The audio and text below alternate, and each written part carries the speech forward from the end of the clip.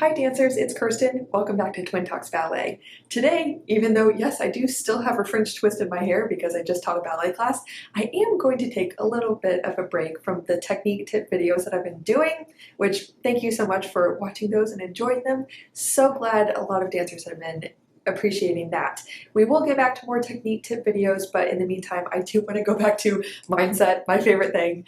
And today I'm going to address and break down as best I can the topic of positivity. This is both a stumbling block for many of us and also a vague aspiration for many of us. We desire to generally be more positive. We think that's kind of a good idea, a good thing, yet it can feel out of reach for many of us because of some cultural misconceptions about what positivity is. For instance, it's being fake, it's being avoidant of negative emotions.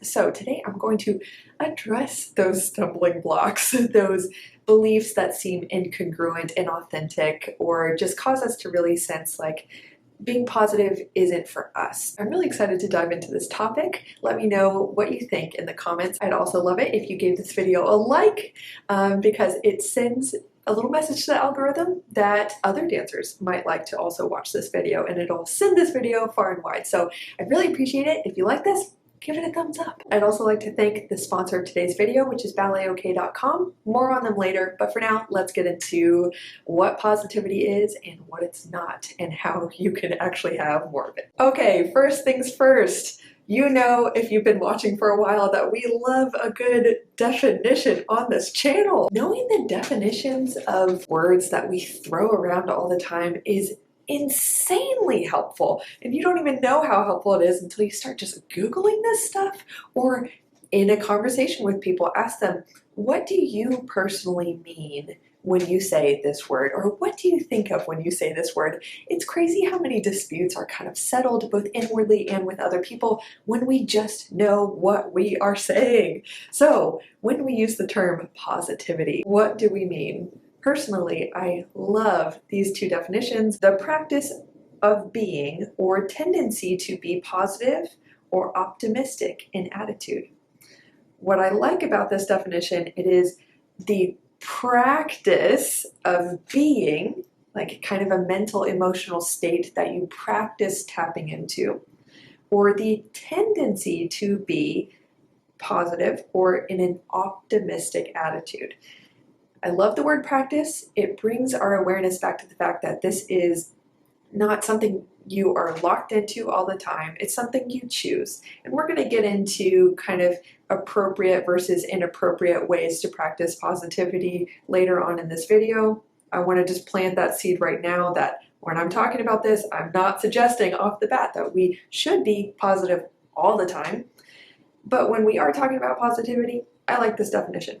The second part to this definition is the presence rather than the absence of a certain substance, condition, or feature.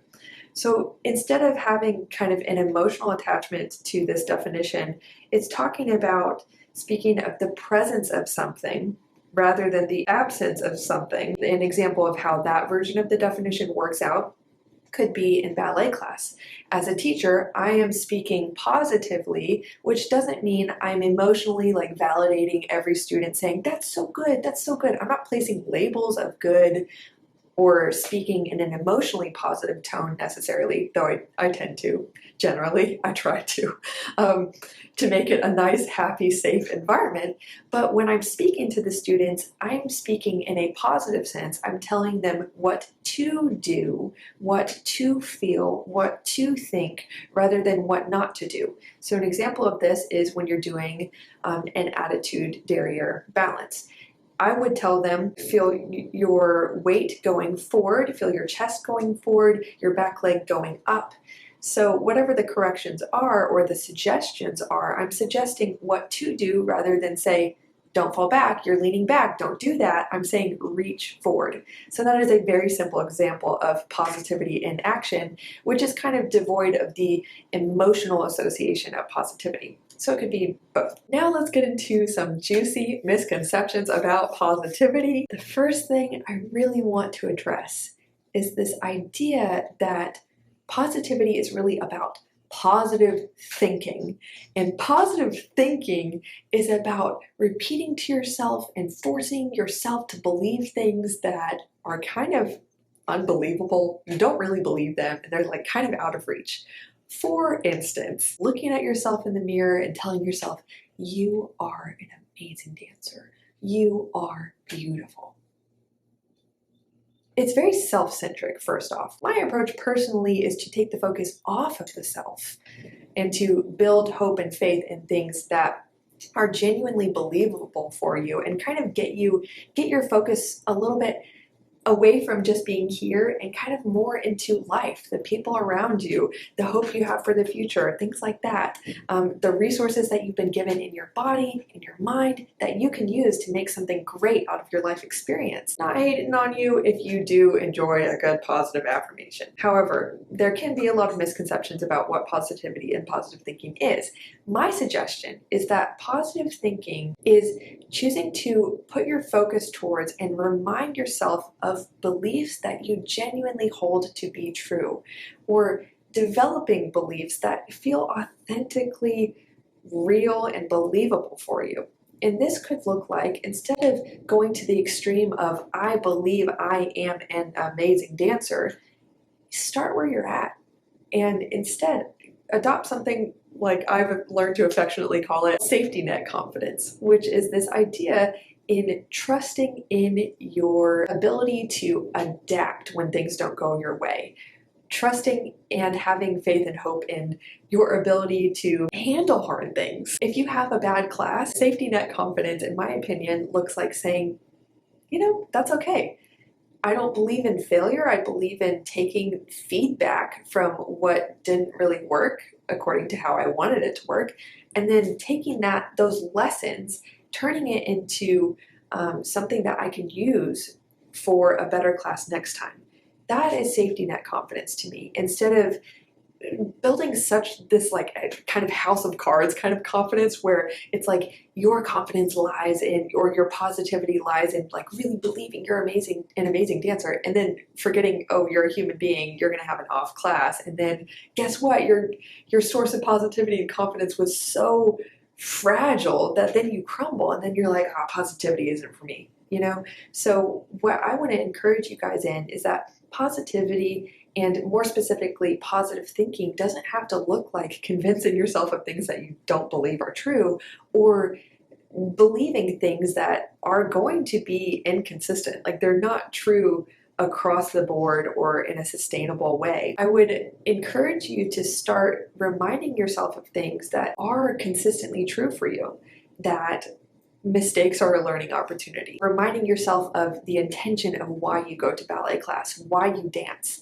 That is positive thinking to me. Reminding yourself of your intention and choosing to remind yourself of a thought that you genuinely believe, and one that gets you into that positive mental state so you can go into class and do what you're there to do, which is to dance. I just want to take a moment to briefly, again, go back to the sponsor of this video and thank balletok.com for continuously supporting this channel and for, of course, sponsoring this video. Balletok.com sells Sara Lee tights, my favorite brand of tights. I own actually every single style that they have, from the Z1 rehearse tights, the Z2 perform tights, to the Z3 recovery tights. They have tights with different colors of pink and black, light pink, darker pink, back seam options, no back seam. Like, these are customizable, very comfortable, wonderful tights that look amazing. They feel amazing. And also, like you've probably heard, they have the compression technology, so they actually work to help your blood flow better,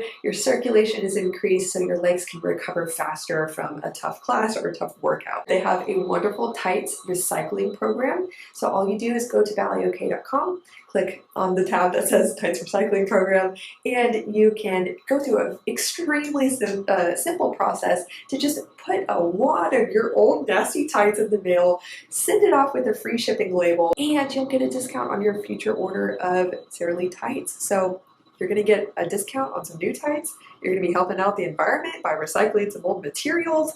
So there's nothing to lose, everything to gain. So go ahead and check out balletok.com for Zerly tights, and let's get on with this video. Number 2, especially in ballet culture, there's this idea that being kind of self-deprecating, or what I would call generally negative, that is seen as being real, authentic, just being realistic with yourself. And then on the other side of the coin, positivity is seen as being inauthentic because, well, first, like the first misconception I mentioned, if you believe that's positivity, of course you're going to think of that as inauthentic. Or for a lot of dancers, you've seen an example of another dancer in your class who you might find really annoying. They're just always like, I'm good, but you can tell they're not good. Or everything's going to be okay, you know, and it's like, what? Sister, like, why don't you just like hang on for a second and just acknowledge what you're feeling? I would encourage you to just kind of let go of that idea that having kind of like a negative view of yourself, or assuming, you know, things aren't going to work, that is being realistic, or generally complaining about yourself, teachers, a situation. That is just being real, that's being authentic. And being positive is, again, convincing yourself of things that aren't true, blinding yourself to reality. Neither of these things are really accurate.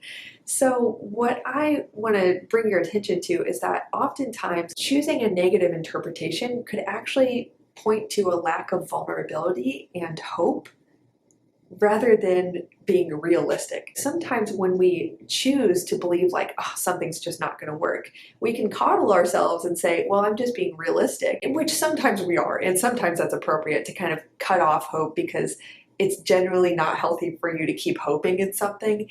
There are boundaries to what I'm saying. Generally, I notice that it's easy to kind of cut off hope, assume something isn't going to work in order to protect yourself from the emotional vulnerability that is being a dancer. You know, putting yourself out there, sharing your talent, going to that audition, even when it feels like a little bit of a stretch for you.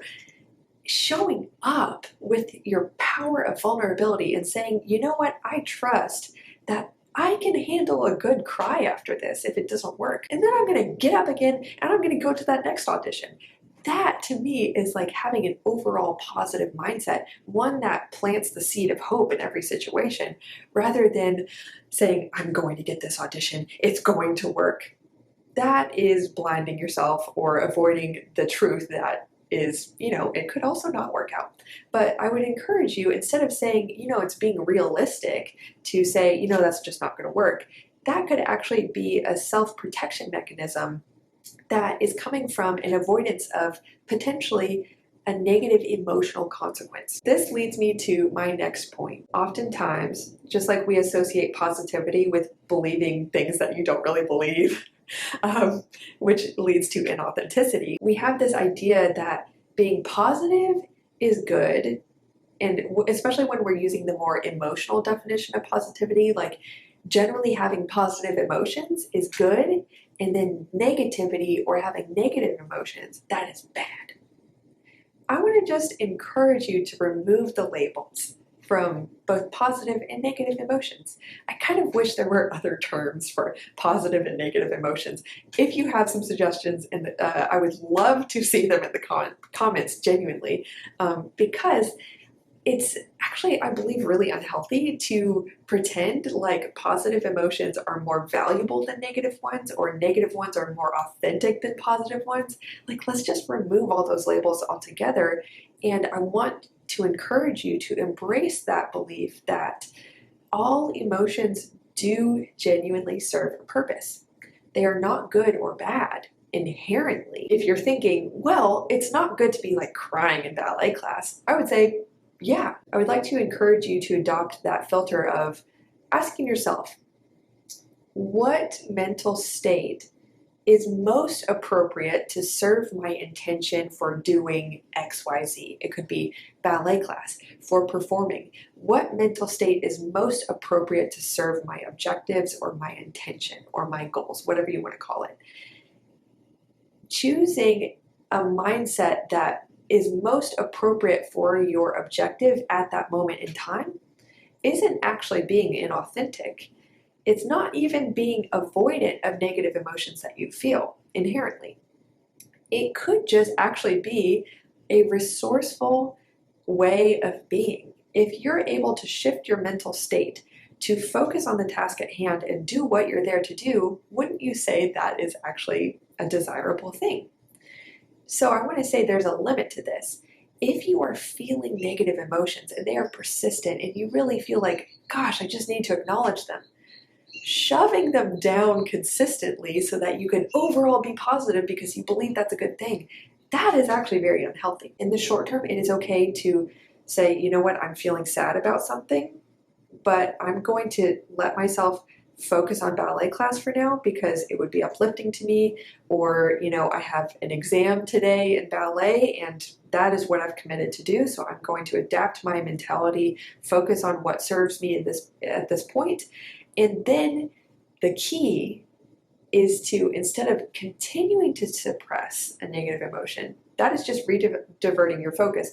Then it is important to go back and to find an appropriate situation that day, if possible, to process those negative emotions, to feel them, to ask yourself, what are they telling you? What changes are they calling you to make? What conversations are they calling you to have? What beliefs are they causing you to acknowledge? Whatever it is important to go back and to make space for those negative emotions. But I just wanted to tell you that it is important to adapt your focus and to focus on things that bring about that positive mental and emotional state, one that inspires the belief that you can do what you're there to do, one that allows you to maybe enjoy what you're doing, be most effective at what you're trying to do.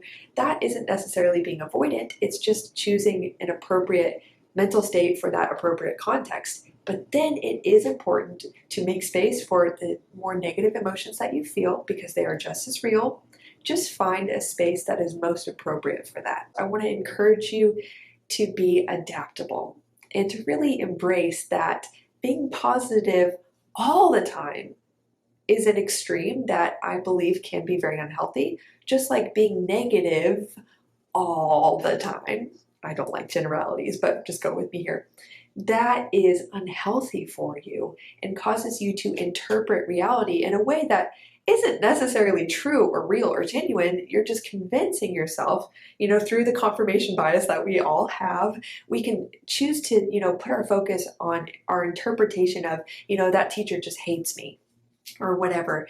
And that continually brings this feedback loop of, when you believe that, your mind is going to look for evidence as to why that is true. You're going to notice certain reactions they have to you or don't have to you. You're going to be like, see, that teacher does hate me. And that is going to bring about negative emotions, cause you to maybe shut down in that class, not do as well. And it actually interrupts your ability to do what you're there to do and redirects your focus from your first intention for being there, which is probably to enjoy dancing, to improve, whatever it is. Interpretation is extremely subjective. You can start to convince yourself, like I said, that the teacher hates you because that's what information you're choosing to feed your brain. Just as it might not be helpful to be like, wow, that teacher just loves me. And then you start to get this teacher's pet feeling and you get just a sense of confidence from a source that maybe isn't very healthy, could be slightly egotistical. That isn't good either. So just remember that interpretation is extremely subjective, though you can thoughtfully choose to interpret a situation that serves your objectives for being there. Just make sure that it is authentic. Just check that, you do believe what you're trying to direct your mind towards. And that's where I want to just introduce how important it is to seek mental guidance through your ballet career specifically. And generally in life, I think everyone at some point needs to hire a coach, work with a therapist, work with a counselor, somebody who can sit with you and just create a space with you to process your emotions so you can get back to a more objective way of thinking and feeling that allows you to then embrace the power of choice, to choose your perspective, to choose your beliefs, and to make sure those beliefs are actually congruent, they're believable for you, they're authentic, they're helpful for you, so that you can then go out into your life and be more well emotionally and mentally and be effective at what you're trying to do, and then reap positive benefits and results from that, which then just feeds those positive feelings. So I like to tell people you can be feeding a positive loop in your life or going down a negative spiral. Either way, you're spiraling. You get to choose the direction that you go in. If you have persistent negative beliefs that emotionally you're sensing are really true, beliefs that are fostering consistent and persistent insecurities about yourself as a dancer, these sorts of mentalities aren't easily uncovered by yourself. And that is something that I help clients with as a mindset coach. I specifically help dancers go into their mindset, really dissect it, and start to let go of limiting and negative beliefs, that so that then they can adopt positive thinking and authentic positivity, like an overall generally positive mindset that actually fuels their best dancing and allows them to be confident, mentally healthy, mentally fit, and more able to go out and do what they love, which is dancing. So if that's you, if you feel like, yeah, Kirsten, this video was really helpful, but I still have these feelings like positivity just isn't for me, it's out of touch, it's out of reach, reach out to me. Click the link down below to my website, kirstenkemp.com. Read about my services as a mindset coach and schedule a free consultation. You and I can talk. We can go through uncovering the mental blocks that you're having that we would have the opportunity to work on together, so that then we can build out a plan for what it would look like to work together, what we could reasonably achieve through mindset coaching, and what hope you have for your future as a dancer, and hopefully becoming more positive and confident in a way that feels real to you. So if that's something you're interested in or you'd like, of course, highly recommend it. So just click the link down below to apply for a free consultation. So that's it for me today, dancers. I hope you really enjoyed this video. Again, if you did, give it a thumbs up. It takes no effort, but it really helps out this channel. Stay tuned for some more technique tip videos coming up in the future on this channel, as well as more mindset related videos, of course. And as always, feel free to just put suggestions for future videos you'd like to see in the comment section. Always love reading those. And that would be it for me today. I hope you have a beautiful day, and I will see you soon. Bye.